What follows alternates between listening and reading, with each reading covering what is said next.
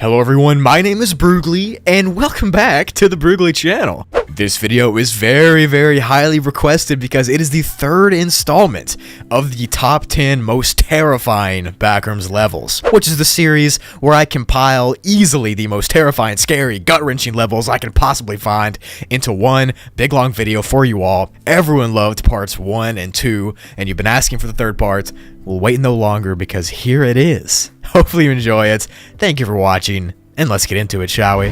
Level Run For Your Life is classified as Class 5, so it's unsafe and unsecure, and it is infested with entities. And I mean infested. The physical layout of the level is a huge part in why it's so creepy, but it's not the only reason, trust me. This level looks like a hospital hallway without any normal lights on. Instead, there are these flashing red lights and a constant alarm sound that's blasting throughout the whole level. That would drive me insane, but I think that would be the least of my worries. There are a ton of doors on this level, one every 3 meters to be exact, and every 10 meters, there are these huge, big, glowing exit signs that are flashing. The entire length of the hallway is around 20 kilometers or 12.5 miles long. Not too bad, right? Wrong. The second you spawn in this level, you'll see a horde of hostile entities right behind you, running at you full speed, and everyone spawns exactly halfway in the middle of this level. So the level's 12 miles long, you'll spawn 6 miles in, and in order to live, you have to outrun that army of creatures for 6 miles to the end of the level. You'll have to run at full speed without stopping, all while avoiding things in your way, like hospital beds and chairs, and sometimes even clumps are just there, so that's nice. The good news is, I guess, that every so often there are energy bars scattered on the tables in the hallways, and you can eat these in order to maintain stamina, but you have to eat them on the run since, well, you're being chased by a horde of hounds, facelings, and skin stealers. So if you do run the 6 miles to the end, you'll see a door labeled exit at the very end of the hallway. Once you go through that door, you'll be sent to a different level, specifically a more peaceful one, and the Backrooms will never ever send you back to this level again. So I guess that's kind of nice. If the entities do catch you, you'll meet a terrible slow demise, a fate far worse than actually dying, according to the wiki. Nice! There is actually a colony here called the Creature Befrienders, and they've got 23 members, and their leader is named Derek, and they joined this army of creatures and befriended them. And supposedly they're nice with wanderers, and they give them food and supplies, except it's most definitely a trap. Could they have made it any more obvious? So it sounds like the best thing is to just not approach them at all. Entering this level can happen randomly to random people, which would actually be terrifying to just randomly end up here. But there are other entrances as well in case you want to voluntarily come here. You can no-clip under a table with an exclamation mark on it on level 521, and that'll put you here. And if you touch a Christmas decoration on level 655, you'll be sent here. To exit, well, I've already described it. You gotta run 6 miles or 10 kilometers to the exit door, but there are some other exits as well, even though these are hypothetical and only work sometimes. I repeat, they only work sometimes. You can sometimes no-clip through a random door, and that'll put you on level 832, or you can no-clip through an exit sign. But these exits don't always work, and they're very dangerous, so just run the 6 miles and get it over with.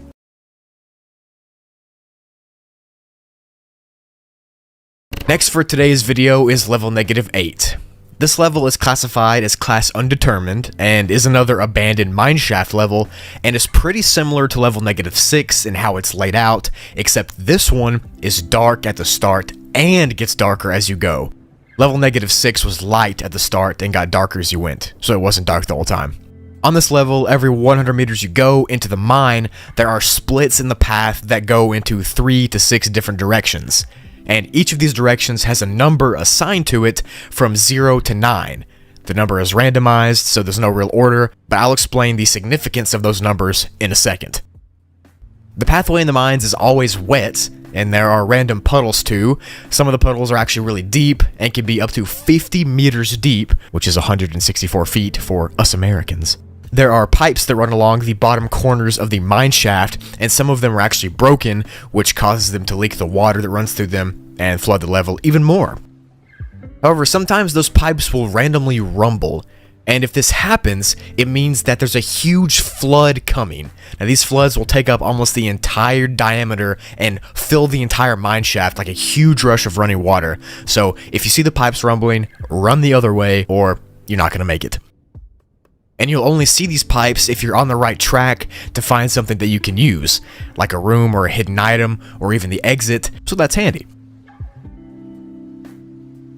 Those numbers from 0 to 9 that each path is labeled are actually really important, and there's been a key made from those numbers for the safest route to get through the level.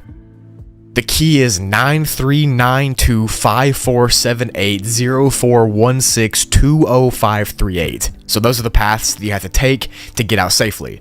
Like I said, those numbers are randomized, but the number themselves are on wooden signs by the paths. Look for that number sequence on each path. So the first path you'll take will be 9, then 3, then 9, and so on and so forth.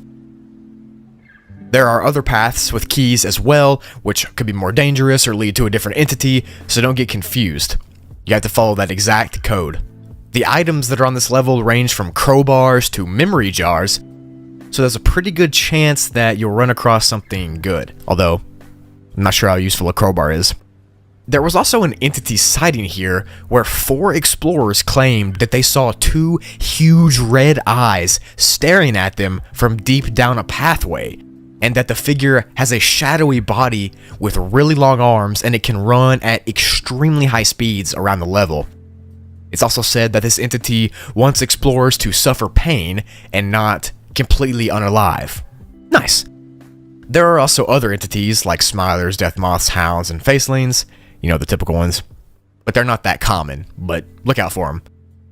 You can enter level -8 by going deep into those woods of level -7 and finding a mine shaft, and you can exit the level by following that path key that I said earlier to get to level -9, which apparently doesn't exist yet, or you can jump into a puddle to be sent to positive level 7, whichever you prefer.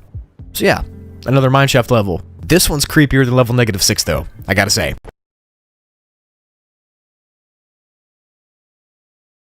Level 666 is classified as class undetermined because of mysterious properties, unknown information, and you'll see why later. The level was discovered in 2016 by a lone wanderer who took a picture of a weird sign in the backrooms and then they went missing. This level is described by its entrance sign, which simply reads, "Welcome to hell." Don't demonetize me, YouTube, this is just how it is. No matter who enters it, the whole experience is terrible for them, and most people don't even make it out. This level is really weird in that everyone sees a different version of it. These versions are called manifestations, so my manifestation of the level would be different than yours. Since the level is different for everyone, you can't describe it like normal. It's also impossible for 2 people to exist inside of the same manifestation, and people can't cross into each other's manifestations at all. Nice. The only thing that everyone's manifestation has in common is a sign in some way that says "Welcome to hell." And this sign says that same phrase in every language, and if the wanderer is blind, then the sign will be read out loud by an unknown voice. Now those words are often written on neon signs, graffiti, or on welcome mats, whichever one fits the person's manifestation. Every manifestation shows your biggest fear, your vulnerabilities, your insecurities, and they constantly berate you with insults and scary stuff like that. So it's pretty much psychological torment, like your own personal purgatory, I guess you could say. Now I'm gonna get into the manifestation classifications. These classifications exist because all of the manifestations are so different, and this is kind of like a rough guide to classifying them. The categories are destruction, entities, audio, lighting, and sanity, or deals, D-E-A-L-S, if you make it into an acronym. First up is destruction, which describes the physical and environmental dangers of a person's manifestation. Now, inside of this classification, there are subcategories that go from D0 through D3. As the numbers go up, the threat level of the environmental destruction goes up as well. So D0 is no environmental destruction, and D3 is destruction. Next up is the entities portion, and this classification describes how many entities there are in a manifestation and how frequently they appear. These subclassifications start at E0 and go to E4, E0 being no entities and E4 being entity infestation. Pretty self-explanatory. Now the rest of the classifications, audio, lighting, and sanity, operate the exact same way as the 2 I just talked about, and each of the classifications go from 0 to 4, 0 obviously being the lowest, and 4 being obviously the most dangerous. This classification system can help people describe their encounters with level 666 so that there can at least be some kind of record keeping, and not just a bunch of random mumble jumble. Speaking of manifestations, now I'm going to read you 3 3 that are listed on the website so you can kind of get a sense of how they're reported. Manifestation 1. Background. The Wanderer in this manifestation was deathly afraid of spiders and the dark. Deals rating: D1, E4, A1, L0, S0. Entry point: Level 8. The Wanderer reportedly touched a spider before suddenly being transported into level 666. Signage: a large spider web with the words "Welcome to Hell" weaved onto it was sighted upon entry. Description: this manifestation is near identical to level 8, with the key difference being that the spiders lived in a highly eusocial structure. Cashew water dripped from the stalactites instead of almond water. The Wanderer fell through the floor and ended up at level 9, before eventually making it to level 11, and living to tell the tale. Manifestation 2. Background. The Wanderer in this manifestation had a close family member die in a car accident before entering the backrooms, and this left an impression on them, obviously. Deals rating: D2, E1, A3, L2, S1. Entry point: Level 80. The Wanderer entered via the universal entry point to the level. Signage: the signage that was characteristic of the universal entry point was present. Description: the manifestation consisted of a rough, bumpy road, but somewhat different to the road the Wanderer had just traveled. The sky was red instead of its usual blue, and the Wanderer was at the driver's seat and was talking to a Meg official who was outside of the level through the radio. The family member who died in the car accident also boarded the car in the back seat, presumed to be an entity. The car could not be stopped no matter what was done to slow it down. Outcome: after approximately 5 minutes of driving, the piece of land where the Wanderer was driving on completely disappeared. The car fell for approximately 300 feet before colliding with the ground, unaliving the Wanderer on impact. Okay. Manifestation 3. Background. The Wanderer in this manifestation was deeply religious and had fears of what would happen to them in the afterlife. They also prioritized freedom and was afraid of what would happen if that was taken away. Deals rating: D1, E1, A1, L3, S3. Entry point. The entry point used to enter this manifestation is unknown. Signage: Welcome to Hell was prominently featured on what seemed to be the gates of heaven as a part of the gates themselves. Description: this manifestation resembled a stereotypical form of heaven, with clouds as the terrain and a bright light all around. Only 2 real living things existed, being the Wanderer and an unknown entity. All other humanoid figures in the seemingly crowded area were hallucinated. Outcome: after 2 months of inhabitation, the Wanderer was killed by the entity via a lightning strike. Meg officials were notified to this after the entity broadcasted the information present in this documentation of the manifestation. The entity said that the Wanderer had sinned beyond reprieve and had to take them out of their misery. Nice. So now you get kind of a sense of how these manifestations can be. Now, like I said, these are just 3 examples of what a manifestation could be, so yours might be different or similar. It just depends on the person. There are only theoretical entrances to level 666, and there aren't any official ones. But these entrances tend to work, so we're going to call them official anyway. You can enter if you were on level 80, and if you drive off of a road called Route 66. You'll eventually reach a shack with the "Welcome to Hell" text on the rooftop. If you walk into that shack, you'll fall through the floor and end up here on level 666. The other entrance is on level 105, and you have to go into an altar there and recite a Bible verse in the KJV Revelations 5 times, and you'll be pulled to this level. To exit, you have to perform something called the Mountain King Ritual and live through it. Now, the Mountain King Ritual sounds really stupid, but I'm going to tell you what it is anyway. You have to sit down and clap 13 times and say, quote, "I mock you, foolish king," and then hit the closest wall as hard as you can. Once you do this, you'll close your eyes and wait until you hear music. When you do hear music, open your eyes and start walking. You'll begin to notice that there's entities and creatures following you, and the music will start to get louder and louder and louder until the music is blasting in your ears and the entities are chasing after you. If you outrun the entities and you'll make it to the end, you live, and if you don't, you don't. And this will get you out of level 666. Nice. So yeah, level 666 is like someone's own personal purgatory, and to escape it, you have to do that dumb ritual I just talked about.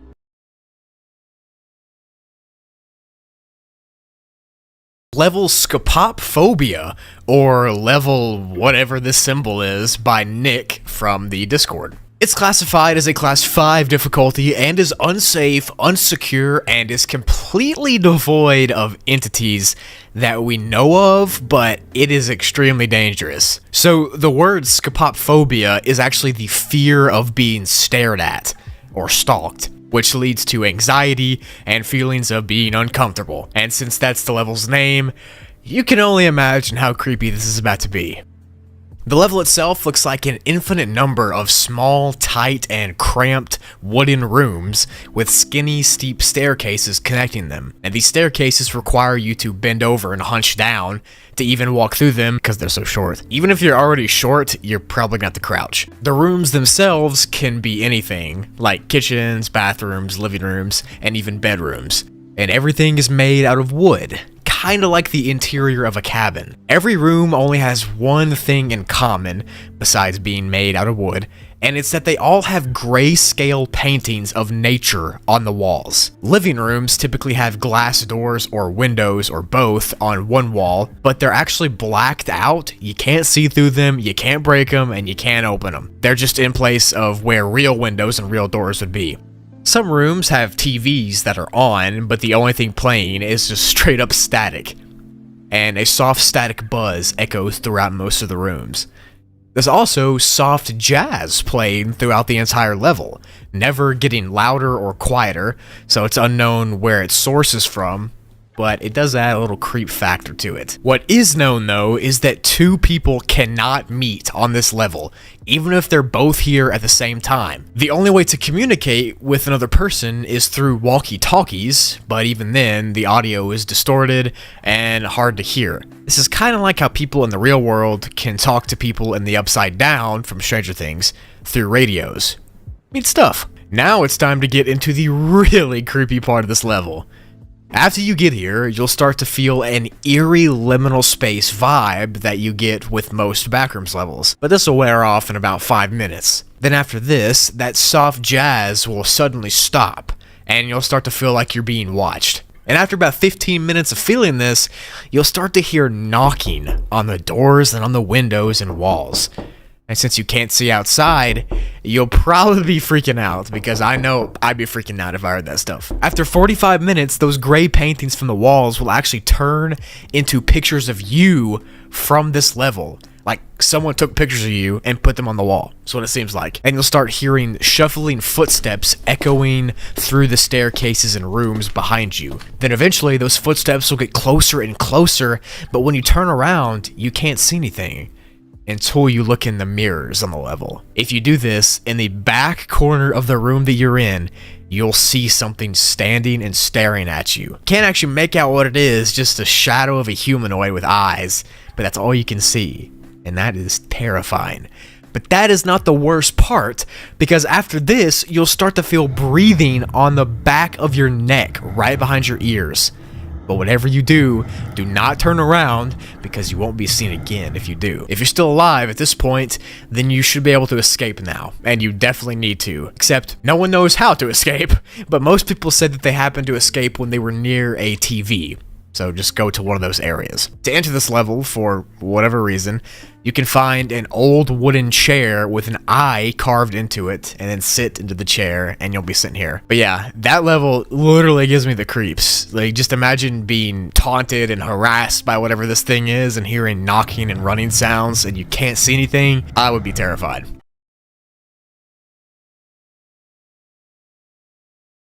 So Ashes to Ashes, or level negative 319, is classified as a class 5 difficulty and is very, very unsafe and unsecure, and it's really dangerous because of non-entity hazards. So you don't really have to worry about creatures or stuff like that attacking you. It's the level itself that's gonna attack you. The level takes place inside of a really old and broken down house that's all covered in a thick layer of dust, ash, and other kinds of trash and waste. There are 3 bedrooms in this house, 1.5 bathrooms, and there's also a basement, an attic, a living room, and a dining room, as well as a kitchen and office, but you can't even get to the basement or attic, so that's kind of lame. The temperature inside of this disgusting house is always pretty cold. It stays around 47 degrees Fahrenheit, or negative 8.3 degrees Celsius. And on top of it being cold, it also feels really damp, and it smells dank and just awful, kind of like mold, as you can imagine. Now, no one knows what the outside of the house looks like, because every exit is sealed with some kind of impenetrable material. And from what you'll see in a second, you don't really have time to try to exit the house, like by going at the door, so no one really cares or knows what's outside. When this level was found, there was a big note carved into the table in the kitchen that pretty much says who was there and why they think they won't make it out of the level alive. One of the wanderers was 13, one was 16, one was 25, and one was 31, and that 13 and 16-year-old were siblings. But that note includes some really creepy details and honestly just some terrifying stuff about why this level is dangerous. I'm just going to read you the last paragraph, and it says, "I do not want to be forgotten, so find a way out. This place ages you by 1 year every 5 minutes. I timed it. I've been trying to find a way out for 6 hours now. I watched my sister unalive about 30 minutes ago, and she since has crumbled into ash and dust. I'm not too far behind, but I'm exhausted. I understand now why my grandfather was tired all the time. I'm going to unalive here. I made my peace with that. I'm too tired to go any further. I guess I wrote this to beg you to find a way out. When you get out of here, tell the others not to come to level negative 319. If they happen to find themselves here, tell them to find an exit as soon as possible."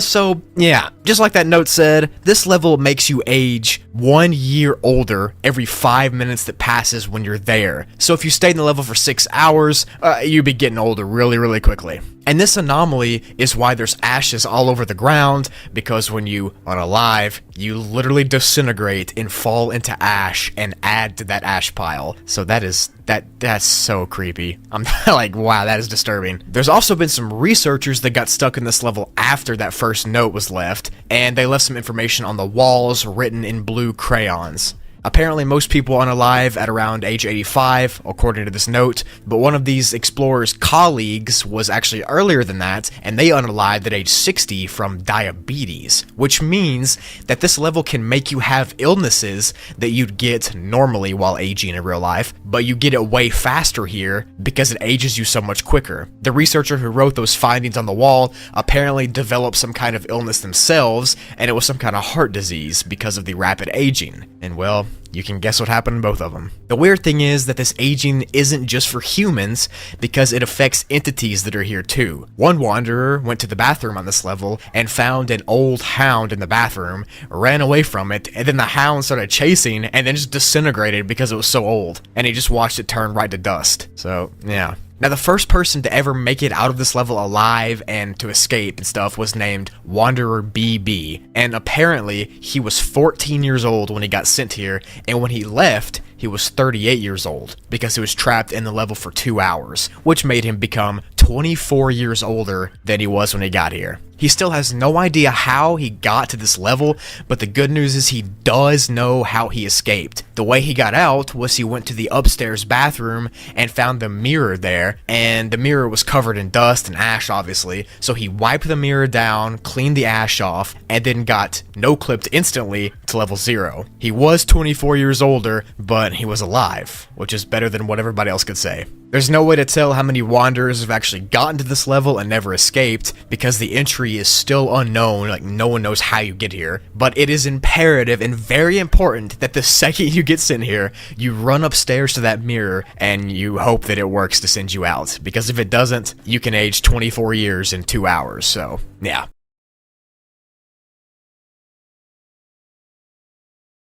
So this level is classified as a class variable difficulty, which means that its safety and stableness changes depending on where you go inside the level. Now, according to the fandom, this level is actually a sub-level of the original Level Run for Your Life, which I've done a video on, if you are interested in that. And if you haven't heard of that, it's a terribly scary level in and of itself, where you spawn in and you have to run instantly away from a huge horde of entities. And at first glance, the first part of this sub-level looks like the normal level. It's a long hallway that's basked in a red lighting, and this entire part is pretty similar to the main level, in that there's an entity horde chasing you, and your sanity is dropping. But where it changes is that every so often, there are doors on the left or right side of the hallway that can open up to different levels, but the levels that they open up to are typically dangerous levels, not safe levels, so they're dangerous. And some of them even lead back to the main part, which is level exclamation mark. So unless you want to go back to the main level and do this entire running thing again, it's not recommended to try any of these exits. So I'm sure you're asking yourself, what does this sublevel do that sets it apart from the main level? Well, the main thing is there are extra steps and extra dangerous things that can happen to you here. There are random liquid pain puddles that you can step in, and there are some carpeted sections of the hallways that have poisonous carpet fluid inside of them. And if you lose your shoes or you walk through these areas with your bare feet or socks on, that might be it for you. Because if your feet touch liquid pain or this carpet fluid, then the pain will be worse than unaliving itself. So that just adds on to the difficulty on top of the entity horde chasing you. There is one pretty cool thing about this level though, and is that if you run for a really long time, like 10 plus miles on this level, then you might find a staircase that goes up, and if you go up that staircase, you might get to the promised land, which is a thought to be exit of the backrooms itself, but it's not confirmed if it is. Some people are really thinking that it is, and I've done a video explaining all of that, so go check that out if you haven't. But if you find this staircase, I would recommend 10 out of 10 going to that staircase just to find the exit. It's worth it to me to try it. As you know, the main level exclamation mark isn't too long, only a few miles, but this sub-level is way longer and more confusing to run through. The good news is that there's these anomalous blue hallways scattered randomly throughout the level that can be randomly accessed to people. Now these don't appear to everybody, and it's really unknown why they even exist, but they're pretty safe and they're a good spot to take a break from running for a second. And like I said, these hallways are blue, and that's how you'll know that you ran into a safe spot. So a basic outline you can use is that a blue hall has a chance to appear every 4.5 miles of running. And these blue hallways are also exits of the level because there's staircases in those that go down, and if you walk to the bottom of those staircases, then you'll be sent to a random level. There are also entities here that are unlike any entities in the backrooms. So that massive entity horde behind you that's going to be chasing you is full of the regular entities like death moths and smilers and hounds and that kind of stuff. But there are also extra entities in this sub-level. And what they do is that their only goal is to cause your sanity to drop. Like, that is their entire reason for existing, is to make your sanity less. So they're in that giant horde of entities, and you can't really get a good look at them because they're just blended in with the entire thing, but you can definitely feel the effects of losing your mind. And if you somehow get sent to this level after the previous run for your life level, then you'll be extra susceptible and more likely to go insane from these entities. But if you couple that liquid pain puddle stuff and the poisonous carpet juice along with this entity horde full of creatures that make your sanity go down, that makes this level even more terrifying than the main level. It's also longer, so you have to run for further.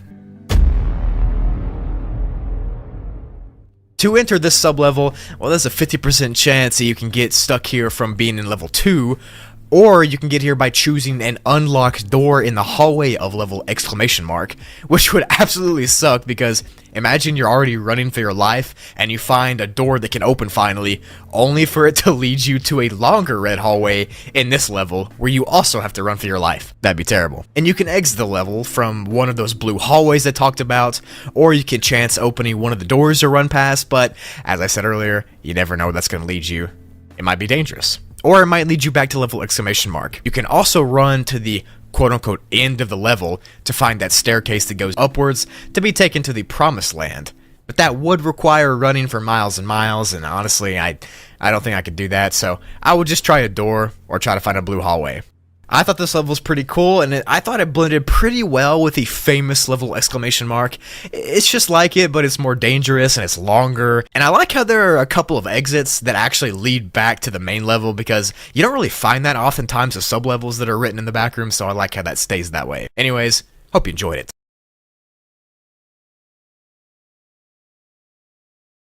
Level 4000, aka the Final Frontier, is extremely unsecure and unsafe for the most part, except in one part, which I'll talk about later. And the level is split up into two distinct sections, which I'll be explaining in depth, of course. But the two sections are called Thalassophobia and the Nearshore Area. The Thalassophobia area is unsafe and unsecure, and has undocumented entities around as well as a extremely dangerous documented one. But this part of the level induces a deep sense of thalassophobia to you the second you're in it. Even if you don't have that to begin with, it still gives it to you. which is just terrifying, man. Also, if you don't know what it is, thalassophobia is the fear of underneath of water, the things underneath of it. This area has another weird effect on you where it drains your sanity constantly, and you can't even help it. It just happens. This section also has extremely deep, dark water, and the sky is always gray with no sun, and the water is always rough and choppy. The only confirmed entity here is called the death whale, which pretty much sounds exactly like the name suggests and is exactly like the name suggests, but I'll explain it in detail in the entity section of the video, so be patient. But yeah, that's it for the thalassophobia section of the level. It's dangerous, it's deep, it's a dark ocean. What else is there to say?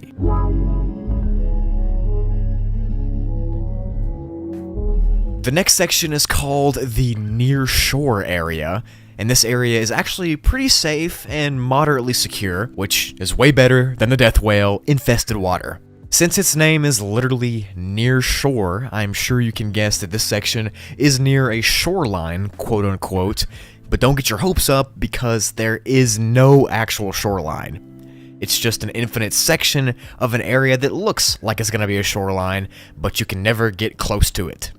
Kinda sucks. Apparently 2 Meg members traveled 26 miles towards the shore that they thought was a shore, and they didn't get any closer. This area has these black rock island formation things that stick out of the water, and there's lots of other sea life here as well, like birds and lizards and that kind of stuff, as well as seagulls and mackerels and other fish and, you know, just the typical ocean stuff. And a really creepy entity also lives here called La Camiloa, which I'm going to talk about in depth in the entity section, so you'll see it there.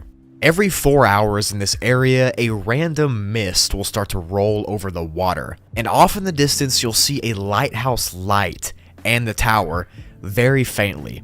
But it's impossible to get to this lighthouse because it seems to change directions, and after about 5 hours of this mist in this lighthouse, it'll all disappear and it'll all be gone. And that was the last part of the wait, there's a secret part, what?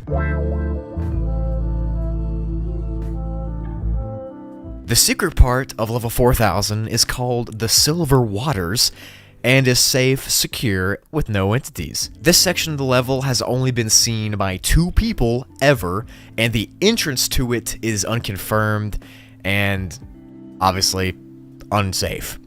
The water in this section of the level is kind of metallic. It has this weird thick texture to it, and it's also been tested and is actually made of a very similar compound to liquid silver.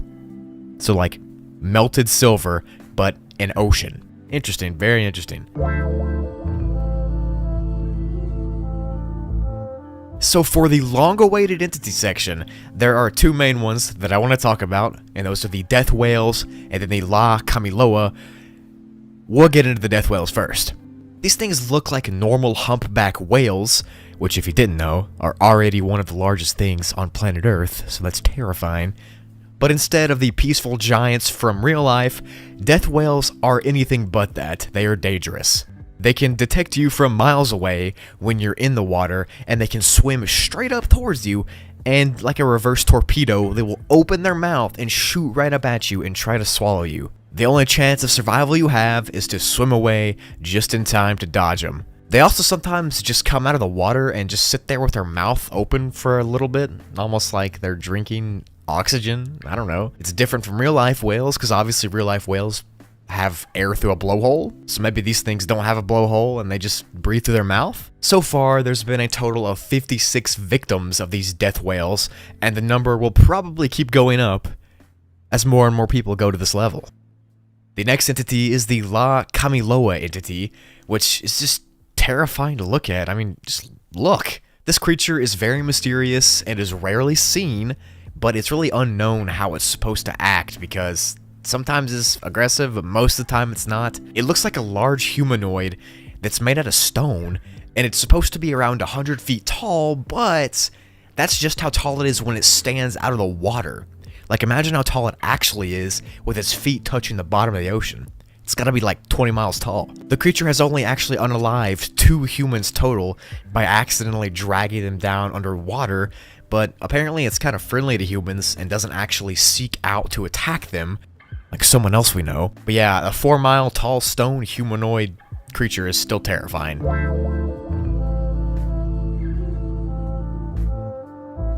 There are actually 2 colonies on this level. Those are the Ocean Explorers and the Noki Noki. The Ocean Explorers, well, they're ocean explorers, and they're the only official group stationed here. They live on a huge inflatable raft on the water, and they guide wanderers to the exit of the level. Kinda wholesome, and they also like to swim, which is also wholesome. Now, the Noki Noki tribe is a tribe of 50 people who live on one of those rock outcropping island things, and they seem to be like a hunter-gatherer society that just hunts animals in the nearshore area. They're moderately hostile to outsiders, but can be bargained with if you don't get really aggressive. To enter this level, the only reliable way is to no-clip through a wet spot in the carpet in level 0. The rest of them are unreliable and are kind of finicky. Now, to exit this level, you can find a specific circle of rock formations and then just wait on top of them to be teleported to the hub, or in extremely rare occasions, you can see the shore that I was talking about earlier, but the shore has a city on it when you see it, and then you can swim towards it, and then you'll be in level 1976. But that's extremely rare. The other 2 exits almost never happen or never work, so don't even try.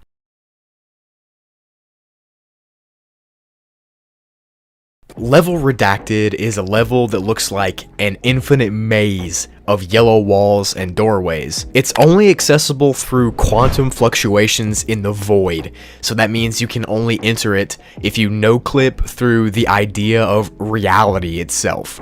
The level itself is cataloged as one of the scariest levels in the Backrooms because of its maze-like layout and the isolation that it puts you through. Oh, and the fact that there's no known escape.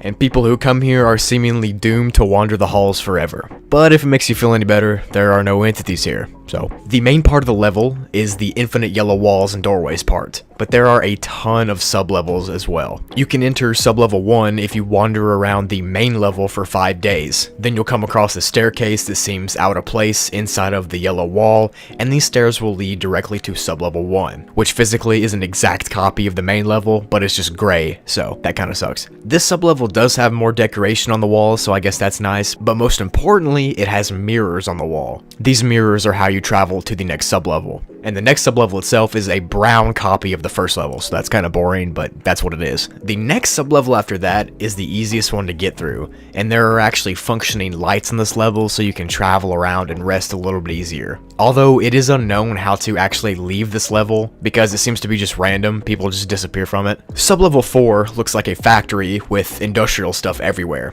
There's even a big pipe that runs through the ceiling, and if you walk through that pipe, you'll get to the next sub-level. From here, there are exactly 20 more sub-levels, so there's 24 in total, and each of them are vastly different from each other, ranging from levels that are entirely glitch pools, or levels that are just giant, destroyed fast food restaurants. So yeah, I guess pretty insane. Now, I'm sure all of you noticed there was a random dude in the thumbnail of this video, and I'm also sure none of you recognized him, but he's actually pretty legendary in the Backrooms community.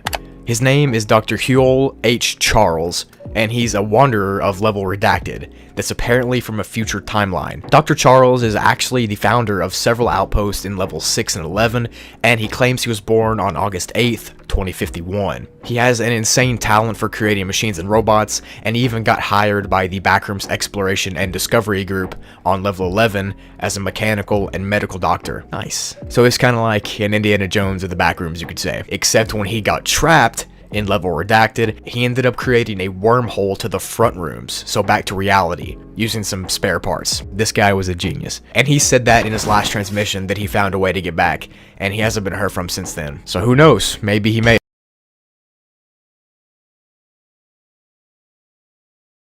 So Backrooms level 32 is classified as a class 5 difficulty and is really unsafe and really unsecure. There's also a powerful entity living in it, which we'll get into more later. So the level itself looks like a constantly dark forest that goes forever in every direction. The sky is dark with no stars and only has a single crescent moon in it, which is the only light source of the entire level. The forests are filled with dark trees that have skeletons hanging from the branches. That's creepy. The bones act like wind chimes and they'll clatter together whenever a breeze is blowing. And some people have even claimed that they've heard the skeletons talking to them. And they say stuff like about their old lives, or they tell the future and prophesy the future. No one's confirmed this, but it's just what some people say, and honestly, I really like that idea. Other than these skeletons, there's one entity that walks the dark forest, and she appears in two forms. The first form is called the Belle, which is a pale woman with black hair and a nice dress on. She has skeleton face paint on, and she's, pretty nice. Or is she? The Belle doesn't talk, but she lures wanderers into following her, kind of like a siren does to pirates. Sirens would lure pirates into the water and then drown them. Well, that's what this thing does too. If a wanderer does end up following the Belle, she will lead them deeper into the woods to her other form, the Skeleton Queen. This form is a really tall, skeleton-y figure in an old black dress. The entity is really powerful and can somehow control the entire domain of the level. Like, she just can control everything. If you're kind to her and you listen to what she has to say, then you might be let go. But if you aren't, then she'll tell the trees to grab you and just to rip you apart, because she can control everything. Or if she really doesn't like you, she might even fake letting you go, and then while you're running away, she just opens a hole in the ground right under you, and you fall into it, and then you get buried by the soil. That's creepy, man. My advice is to not follow the Belle in the first place, no matter how much you want to, unless you want to get eaten by a giant skeleton.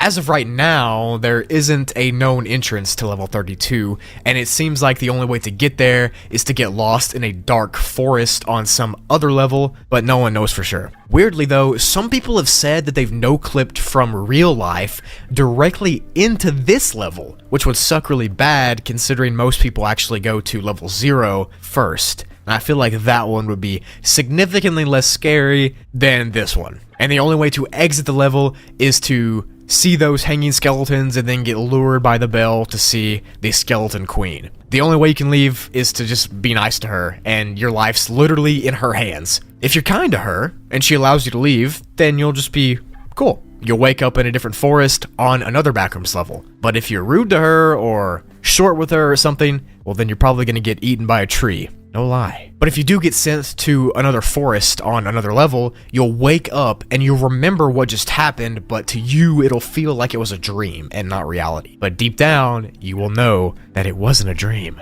There's also a little story at the end of the entry that's pretty much a girl trying to find the Skeleton Queen so she can bring back her unalived lover, like back to life, in exchange for her own life, and it works. So that's cool, I guess.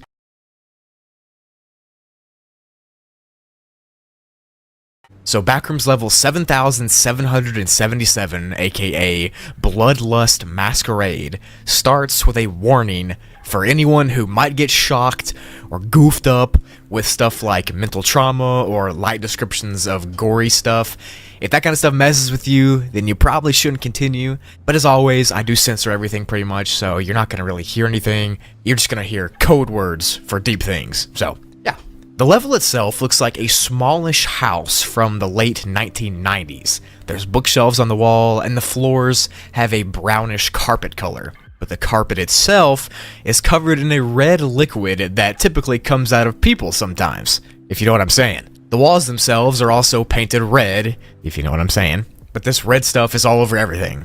There's actually been DNA tests done on this liquid, and it's been linked to the same people who have actually been on this level before. Even if they didn't get hurt, it still can match to them, which is really interesting. There are 3 main rooms in this house on the first floor, and those are the living room, the kitchen, and the bathrooms. All of them have this weird effect called the level 7777 effect, and I'll get into what that means in a second.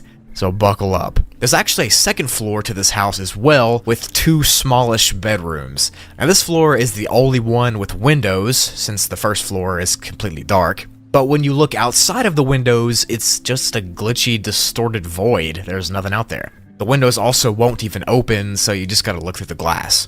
and they don't even give light, really, just instead a kind of a faint glow. So it's recommended to bring a flashlight if you're going to be coming to this level, but trust me, you're probably going to want to avoid the level. When you shine your flashlight in some rooms, you can see that in the different areas, some of them have a black and white effect, meaning that everything you see will be black and white only. Like I said though, this only happens in some specific rooms, so no one knows why, but it's really weird. So now I'm going to explain that thing I mentioned earlier called the level 777 effect. Tighten down your seatbelts, this gets insane.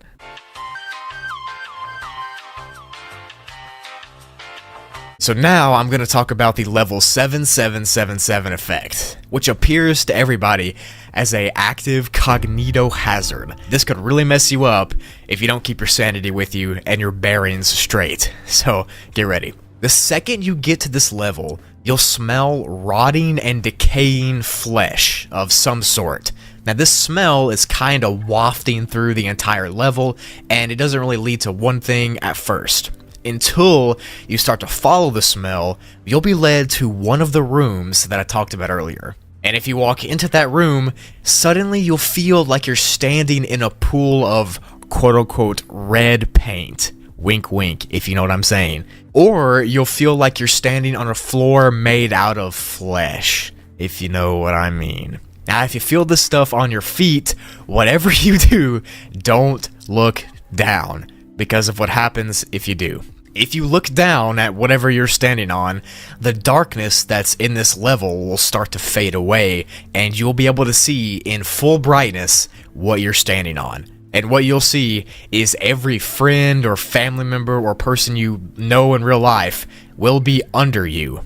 Wink wink. If this happens, then you'll start to go insane, obviously, because you're seeing people you love and care about just there, under you, unalived. Once this insanity starts, there's literally no going back. You'll just keep getting worse. You'll feel hopeless and guilty and sorrowful and sad. But the best thing you can do if you get stuck in this 7777 effect is to try to just chill in the corner of the room until the grief is past. When this grief state is over, most people will still go insane from what they just experienced, which makes sense because obviously of what you just saw when you looked down. The good news is that if you don't show many emotions, or if you're pretty emotionally strong, or if you're a sociopath, then the level 777 effect won't really mess you up. You'll kind of just go on like normal. But if you're really emotional and things like this mess you up in the head, then it's going to be tough.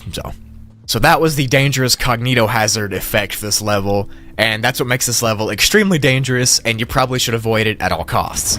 So when this level was discovered originally, it was just a class 0, because everybody thought that it was a chill house that was just really dark. Soon after that though, people started discovering the level effect, and some of the survivors of the effect are completely insane, off the deep end, but they remember every morbid detail about what they saw, and they're just extremely traumatized. There aren't any documented entities here, but there is believed to be a couple of undocumented ones, but it also might be that the entire level itself is an entity because of what it can do. So, yeah. To enter this level, for whatever reason, you can go into a house on level 9 that will link up to this level, or you can enter from the hub sometimes if you see red paint, wink wink, on the floor. There's only 2 exits to the level. The first one is you make it through that cognitohazard by being emotionally stable or not having emotions, and if you make it through just fine, you'll be sent to another level. And the other exit is by unaliving. So you better start getting those emotions in check if you want to leave.